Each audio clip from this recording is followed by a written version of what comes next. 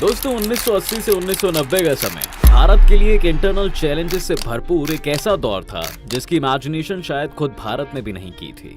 भला कौन जानता था कि 1929 में सिखों के हिस्सेदारी के लिए उठाई गई मांग जिसे मास्टर तारा सिंह ने सरकार के सामने रखा था वो आने वाले समय में देश की न केवल एकता को बल्कि देश की राजनीति के भी सभी डायमेंशंस को भी बदल कर रख देगी।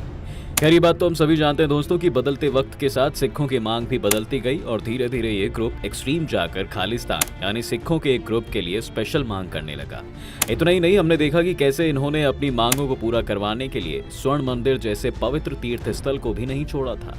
वह 1984 का ही समय था। देश के अंदर एक मिशन देश की यूनिटी को बनाए रखने के लिए चलाया गया था जिसे ब्लू स्टार का नाम दिया गया और इस ऑपरेशन के बाद देश ने क्या हालात देखे इसके बारे में हम सब जानते हैं।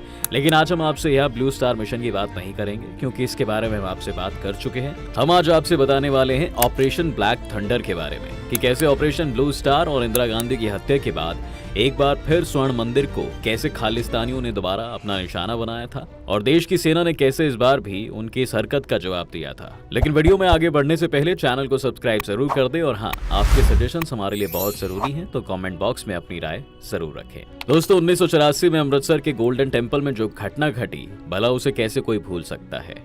भारत की आजादी के बाद देश पर देश के अंदर ही रहकर की गई ये सबसे बड़ी चोट थी जिसमें भिंडरावाले ने खालिस्तानियों के ग्रुप को लीड किया था। इसके बाद देश की उस समय के प्रधानमंत्री रही इंदिरा गांधी ने इसके खिलाफ एक्शन लेते हुए ऑपरेशन ब्लू स्टार चलाया था और इसी मिशन का नतीजा था कि 1984 में ही देश की प्रधानमंत्री को अपनी जान गंवानी पड़ी थी। जी हाँ, लेकिन इसके बाद 1986 का समय आता है जब एक बार फिर से गोल्डन टेम्पल को खालिस्तानियों के एक ग्रुप द्वारा निशाना बनाया जाता है और बंदूकों और तलवारों से लैस सिख गुरुद्वारे के अंदर घुस जाते हैं और एक बार फिर से सिखों का पवित्र तीर्थ स्थल आतंकियों के कब्जे में था। देखते देखते गोल्डन टेम्पल के बाहर एनएसजी कमांडो को तैनात कर दिया जाता है। 1984 जैसा माहौल एक बार फिर साफ साफ देखा जा सकता था। इस बार भी इन आतंकियों से निपटने के लिए एक ऑपरेशन चलाया गया जिसे हम सब ब्लैक थंडर के नाम से जानते हैं। आइए आपको बताते हैं कि कैसे ये operation black thunder operation blue star से अलग था। क्या फिर से हजारों लोगों की जान जाने वाली थी या फिर सेना और सरकार का कुछ अलग प्लान होने वाला था। दोस्तों ये बात तो हम सब जानते हैं कि ऑपरेशन ब्लू स्टार को रात के समय एग्जीक्यूट किया गया था, लेकिन ऑपरेशन ब्लैक थंडर को भरी दोपहर में ही अंजाम दिया गया था। इतना ही नहीं, इस अटैक की स्ट्रैटेजी को देखते हुए ऑपरेशन को 2 अलग अलग स्टेजेस में पूरा किया गया था। सबसे पहले आपको बता दें कि आखिर क्यों ब्लैक थंडर को लॉन्च करने की जरूरत पड़ी। दरअसल 1984 में चलाए गए ऑपरेशन ब्लू स्टार का देश में अलग अलग जगहों पर विरोध होने लगा था। नतीजा ये हुआ कि कांग्रेस में भी फूट पड़ गई थी और कई सिख लेखकों ने अपने पुरस्कार लौटाना शुरू कर दिया था। जी हाँ, ऐसा बताया जाता है कि ऑपरेशन ब्लू स्टार में विद्रोही तो मारे गए लेकिन कई मासूम लोगों को भी अपनी जान से हाथ धोना पड़ा। इतना ही नहीं, सिखों के तीर्थ स्थल गोल्डन टेम्पल को भी बहुत नुकसान पहुंचा। देश में हर जगह दंगे फैल गए और इन दंगों का असर दिल्ली में सबसे ज्यादा देखा गया।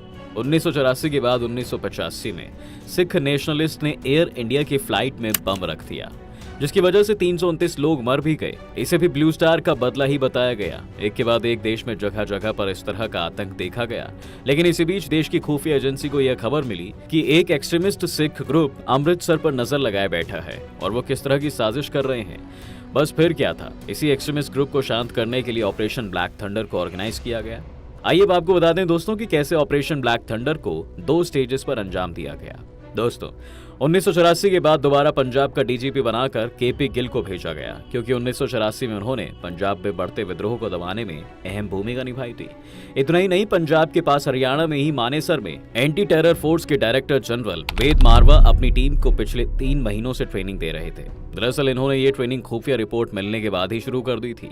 उस रिपोर्ट में यह था कि कुछ लोग गोल्डन टेम्पल को एक बार फिर से अपना निशाना बनाना चाहते हैं। गोल्डन टेम्पल के अंदर चुपचाप गोला बारूद और हथियार पहुंचाए जा रहे थे और इतना ही नहीं, देखते देखते अप्रैल महीने तक गोल्डन टेम्पल के अंदर 30 खालिस्तानी अपना घर बना चुके थे। इसके बाद ऐसा बताया जाता है दोस्तों कि गोल्डन टेम्पल के अंदर ही रूम नंबर 14 को इन ग्रुप्स ने अपना ऑफिस बना लिया था। वहीं दूसरी तरफ फोर्सेस ने अपनी नजर इन पर बनाई हुई थी।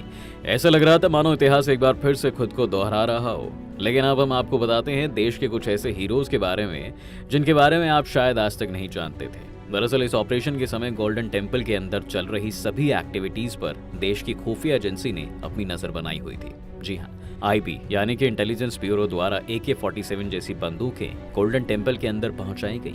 अब आप सोच रहे होंगे कि भला आईबी क्यों इन खालिस्तानियों को सपोर्ट करने लगी।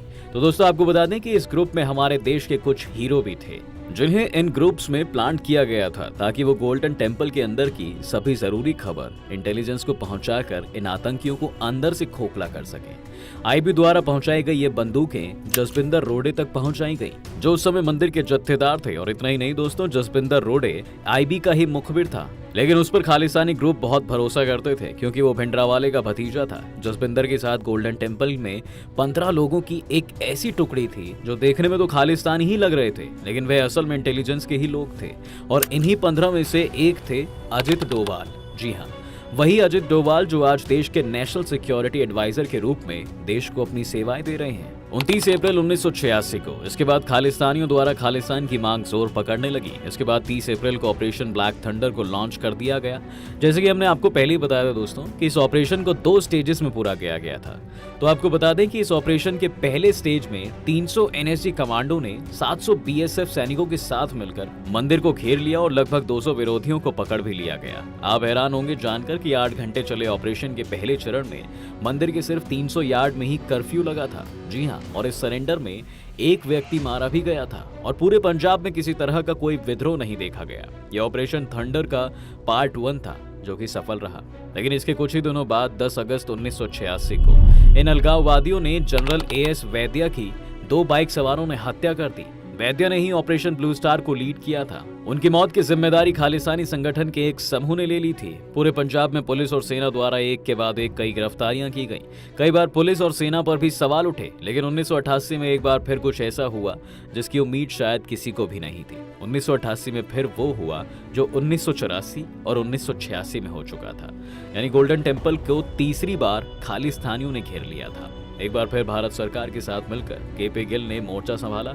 1988 में अमृतसर के स्वर्ण मंदिर में ही NSG ने 2 और ऑपरेशन किए थे। 9 मई 1988 को शुरू हुआ ये ऑपरेशन 18 मई 1988 तक चला। ये ऑपरेशन पहले वाले ऑपरेशन से बड़ा होने वाला था।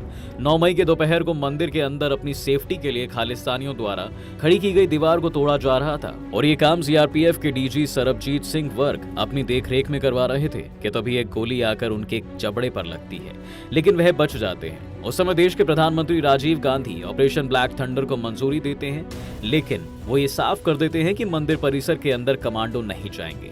बस फिर क्या था, 1000 NSG कमांडो को अमृतसर में उतारा जाता है और तुरंत मंदिर को घेर लिया जाता है। लेकिन इसकी खबर अंदर बैठे अलगाववादियों को नहीं लग पाती। कमांडो को हल्के में लेने का हर्जाना पंथक कमेटी के लीडर जागीर सिंह को भुगतना पड़ा। वो पानी पीने के लिए कमरे से बाहर निकला तो जवानों ने उसे अपनी गोली का निशाना बना लिया। इस शुरुआती अटैक ने ही दुश्मनों की आधी हिम्मत को तोड़कर रख दिया था, जिसका अंजाम ये हुआ कि जागीर सिंह को मार गिराने के बाद 3 दिनों में 20 से ज्यादा दुश्मनों को मार गिराया था।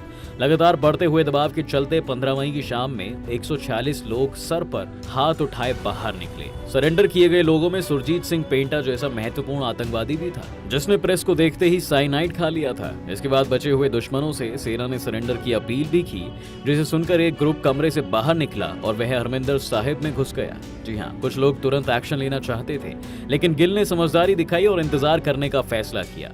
इस बीच उस ग्रुप पर लगातार प्रेशर बनाया गया। प्रसिद्ध सिख संत बाबा उत्तम सिंह को लाया गया, जिन्होंने आतंकवादियों से लगातार संपर्क की अपील की।